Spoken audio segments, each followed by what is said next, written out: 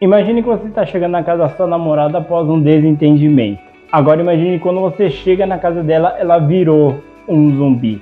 É isso que nós vamos ver no volume 2 de I Am a Hero. Se vocês não viram o vídeo que eu fiz do volume 1 de I Am a Hero, vou deixar o link dela aqui na descrição, porque é importante que vocês assistam aquele vídeo, senão vocês não vão entender nada do que está acontecendo aqui. E se vocês não quiserem sair das suas casas e encontrar um apocalipse zumbi, eu digo para você curtir o vídeo, se inscrever no canal, comentar o que vocês acharam da história até aqui, também compartilhar esse vídeo para algum amigo seu que possa gostar da história desse mangá ou desse canal. Mas se vocês já fizeram tudo isso, eu digo para vocês tentarem, porque a história vai começar agora.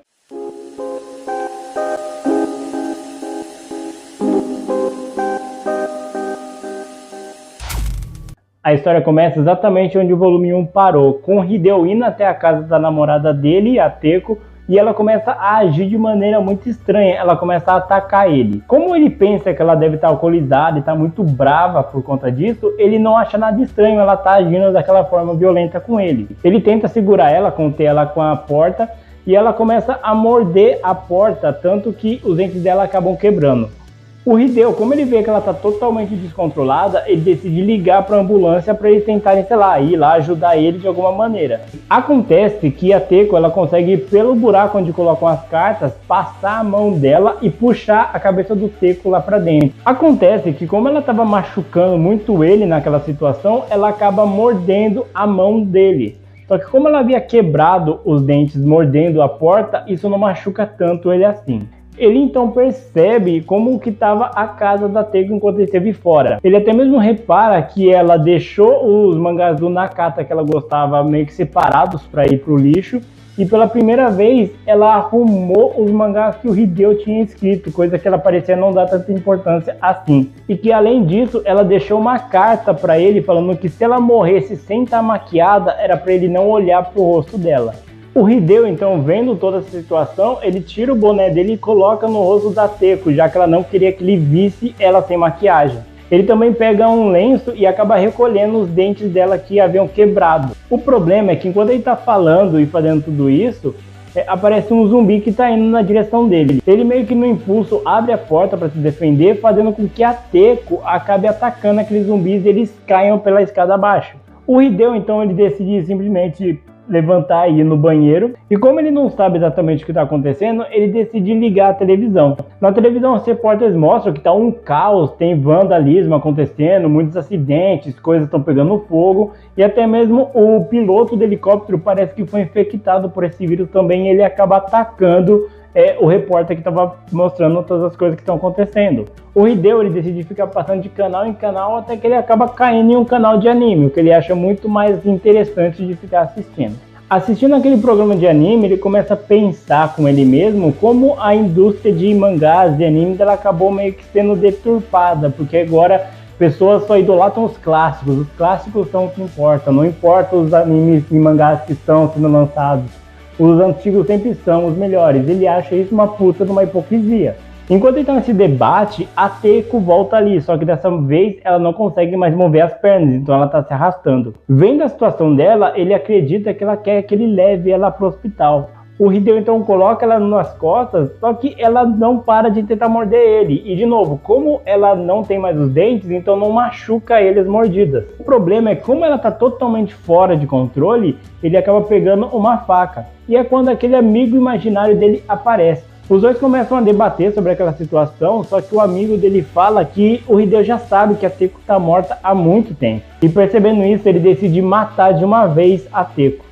Depois que ele mata ela, ele cobre o corpo dela e ele percebe que como ele lavou as mãos, a faca, depois de tudo isso, ele pode ter tirado as digitais dele daquela cena de crime. E como ele fica com um certo remorso por ter feito isso, ele decide escrever uma carta para as autoridades quando vissem, percebendo que aquilo foi tudo um acidente, ele não matou ela porque ele quis. Depois que ele sai da casa da Teco, ele começa a ser perseguido por outra pessoa zumbi. Ele começa a correr desesperadamente até que um caminhão acaba atropelando aquela pessoa. Como o cara que estava dirigindo o caminhão acredita que atropelou sem querer uma pessoa que estava correndo no meio da rua, ele vai ajudar. Só que aquela mulher zumbi acaba atacando ele. E só então o Hideo começa a perceber o quão ferrado tá o mundo agora. Percebendo o estado que o mundo tá, o Hideo ele não sabe muito bem o que fazer. Só que como ele tá perto do estúdio onde ele produzia os mangás, ele decide correr para lá, porque lá seria muito mais perto do que ele ter que ir até a casa dele. Ele então liga para um dos amigos dele que estava trabalhando naquele momento, e ele fala que ele não pode conversar agora, que tá uma baderna lá dentro. Ele até comenta que um homem ali, ele simplesmente entrou em surto e começou a morder uma das assistentes, quebrando até mesmo os ossos dela. O Hideo, ele mesmo com toda a situação, ele acredita que ir pro estúdio é mais seguro, porque do jeito que o mundo tá, é bem mais próximo do que a casa dele. O problema é que quando ele chega no estúdio, um dos assistentes já tá muito estranho. Enquanto aquele zumbi vai atacar o Hideo, outro assistente acaba aparecendo e acertando aquele cara na cabeça com um taco de beisebol. Aquele assistente fala que quando as pessoas ficam daquele jeito, elas ficam muito resistentes.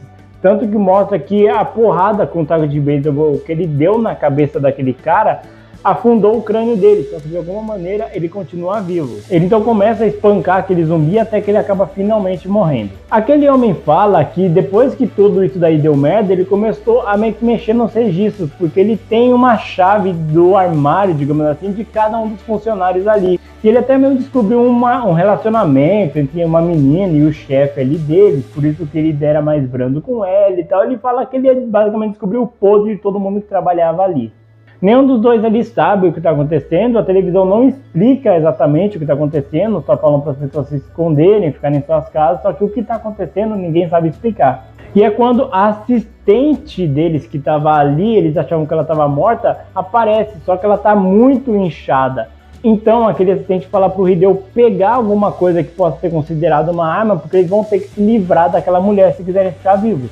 Eles tentam vencer aquela mulher, só que não importa o que eles façam, aquela mulher ela é extremamente resistente, não importa o que eles batam, o que eles derrubem nela, ela sempre continua indo atrás deles.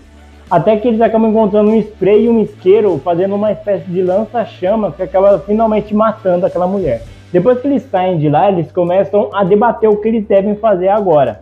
O Hideo ele está totalmente perdido, ele não sabe o que ele deve fazer, mas o assistente fala que eles deveriam ir para um lugar que tenha poucas pessoas. Ele fala que a diferença deles para outras pessoas é que as outras pessoas gostam de viver entre as sociedades, gostam de estar rodeados de pessoas. E como eles viveram a vida inteira meio que sendo mangá, que tem um trabalho bem assim solitário, eles não ligam se ficarem sozinhos. Então o que eles têm que fazer é pegar um trem ou alguma coisa para eles irem para um lugar remoto onde não tenha ninguém. E ele até comenta que provavelmente essa infecção só passa através da mordida, então ele tem que ficar longe de todo mundo. E mesmo ele falando que provavelmente a essa altura os metrôs não vão estar lotados ou vai estar fechadas as áreas, eles vão ter que achar um meio alternativo para chegar nos trens. Tanto o Hideo como o assistente, eles começam a fugir dos zumbis, eles conseguem até escapar de algumas situações. Só que quando eles estão subindo a passarela, um zumbi acaba arrancando os dedos do assistente, fazendo com que ele fique bem mole. E quando aqueles zumbis vão atacar o Hideo, um avião que estava caindo acaba batendo em todo mundo ali e explodindo do outro lado. O Hideo ele não vê outra alternativa a não ser continuar correndo até que ele chegue no trem e ele consegue finalmente chegar na estação de trem e entrar em um trem que já estava saindo. Seguro no trem, a adrenalina baixa um pouco e o Hideo começa finalmente a colocar as ideias no lugar. Ele começa a pensar em tudo que aconteceu até agora, no que aconteceu com a Teco, que ele não vai mais poder ver ela, que ele não vai mais poder ter aquela vida que ele tanto gostava de ter, porque o mundo basicamente está indo para o brejo. O problema é que olhando pela janela do trem, ele percebe que a situação não muda. Cada vez que ele se distancia mais da cidade, a situação continua a mesma. E o problema é que quando ele olha para o vagão da frente, tem um homem muito estranho ali. Provavelmente ele já está infectado. O Hideo, como ele está dentro daquele trem, ele sabe que não teria para onde ele fugir. Só que ele lembra que ele ainda está com aquela arma nas costas. E é dessa maneira que acaba o volume 2 de I Am a Hero. I Am a Hero ele continua bastante intrigante. Intrigante porque você não sabe o que está acontecendo. Tem esse surto zumbi aí, tem as criaturas que estão atacando todo mundo. Só que o estranho é que parece que algumas pessoas reagem diferente a esse vírus. Tem aquele homem que ele é mais resistente, tem aquela menina que ficou mais enchida, mas parecendo que ela tinha, sei lá, aconteceu inchado.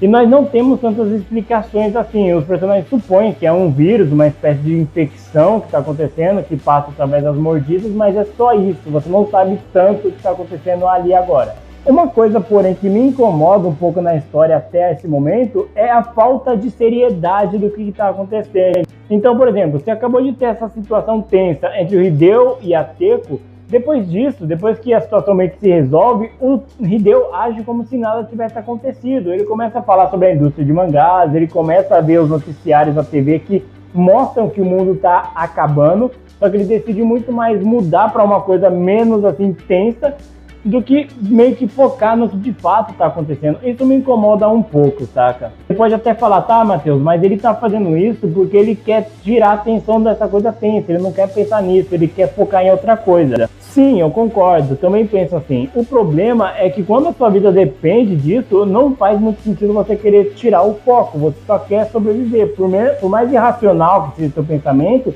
todas as suas escolhas vão estar sendo direcionadas para sua sobrevivência, sabe? Mas de qualquer maneira eu quero saber como que eles vão desenvolver essa história, como que eles vão dar prosseguimento ao Hideo, porque ele é um cara muito covarde, ele não sabe o que ele tem que fazer, ele é péssimo em tomar decisões, ele mesmo fala isso. E viver agora nesse mundo que está praticamente caindo aos pedaços, como que ele vai lidar com isso sozinho? Ele tem aquela arma, mas a gente não sabe se ele tem de fato alguma experiência com aquela arma, porque ele só carrega ela de um lado para o outro, a gente nunca vê ele usando ela de fato.